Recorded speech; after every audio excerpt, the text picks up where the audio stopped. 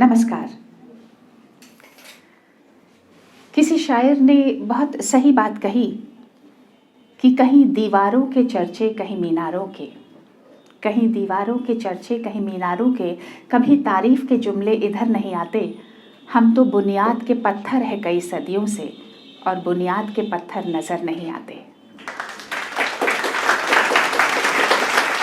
आज मैं ऐसे ही कुछ बुनियाद के पत्थरों की बात आपसे करने जा रही हूँ। ये वो हैं जिन पर हमारा ध्यान अक्सर तभी जाता है जब तिरंगे में लिपटे शहीद सैनिक के साथ हमें ये खड़ी हुई नजर आती हैं। जो पंक्तियाँ आज मैं आपको सुनाने जा रही हूँ, इनका सृजन तब हुआ था जब मैं एक इवेंट को एंकर कर रही थी जहाँ पे वॉर विडोज, वीर नारियों को सम्मानित किया जा रहा था। उनके शांत और भावविहीन चेहरों को देखकर मुझे लगा कि नहीं, इनके पीछे ना बहुत कुछ उथल पुथल चल रही है जो शायद हमें सामने से नजर नहीं आ रही है। पति की बहादुरी पर गर्व, उसे खो देने का दुख, सपनों के टूट जाने की हताशा, निराशा, किस्मत से गुस्सा, नाराजगी, भविष्य का डर, क्या कुछ चल रहा है इनके दिमाग में। This thought spurred me to pen this piece. This poem is a tribute to all these brave women warriors, the Veer Naris, for whom the battle begins when their husband is martyred. And it is also dedicated to a dear friend of mine, Nikita, who lost her husband in 2019 in Jammu Kashmir itself. So just imagine that the act of bravery is being read out and she is walking down the aisle to receive the award on behalf of her martyred husband. And at this juncture, she seems to be in conversation with him, her soulmate, her life partner. मेरे कदम मंच की ओर यंत्रवत बढ़ते जा रहे हैं। सुनो, वो तुम्हारी शहादत की गाथा दोहरा रहे हैं। तालियों की गड़गड़ाहट के बीच हाथ में पदक लिए खड़ी हूँ और तुम्हारी मौत को एक बार फिर से जी रही हूँ।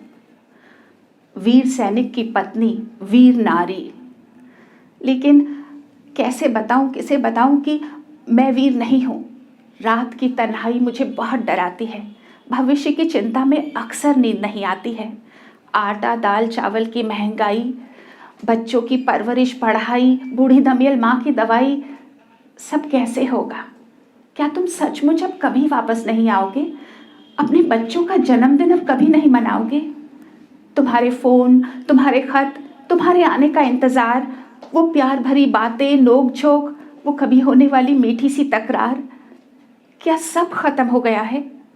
कभी कभी लगता है कि ये सब एक भयानक सपना है। आँख खुलेगी ना तो सब कुछ पहले जैसा होगा। तुम अगले ही महीने छुट्टी पर आओगे और अपने यूनिट के शहर के किस्से सुनाओगे। सुन सकते हो तो बताओ ना, क्या करूं मैं इस पदक और इस प्रमाण पत्र का? तुम्हारे ना होने का प्रमाण है ये। मेरे सीने को भेदते सच के जहरीले बाण हैं ये। तुम होते ना तो इन सब के कुछ और ही मायने होते हैं। तुम्हारे बिना इनका क्या मूल्य है?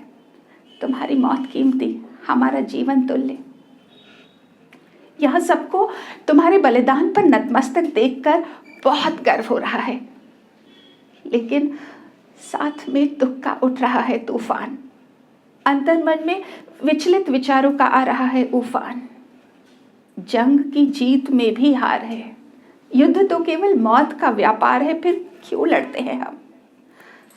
खैर, अब तो मन को समझाना होगा। तुम्हें खोकर अब अपने आप को पाना होगा और इसमें ये पदक, तुम्हारी कुर्बानी की निशानी मुझे साहस देगी।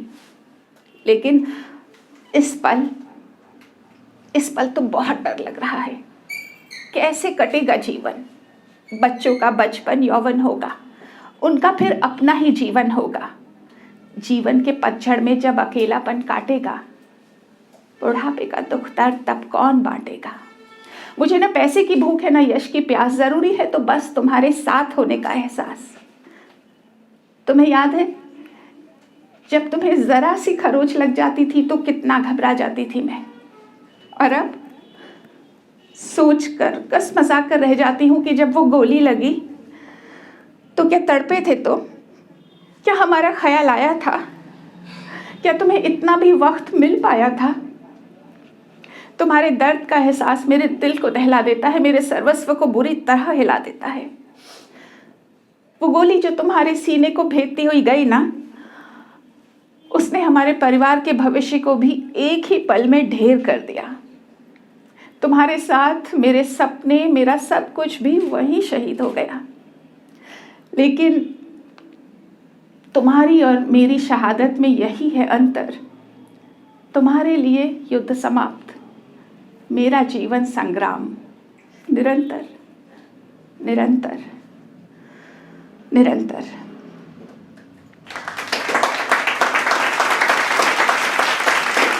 बेशक जो सैनिक होता है ना, वो बहुत बहादुर होता है, लेकिन एक सैनिक की पत्नी होने के लिए भी ना बहुत तगड़ा, बहुत मजबूत जिगर चाहिए होता है। हम सैनिकों की बहादुरी को तो सलाम करते ही हैं, लेकिन इन वीर नारियों के त्याग, इनके संघर्ष और इनकी बहादुरी को भी एक सलाम तो बनता है। जय हिंद।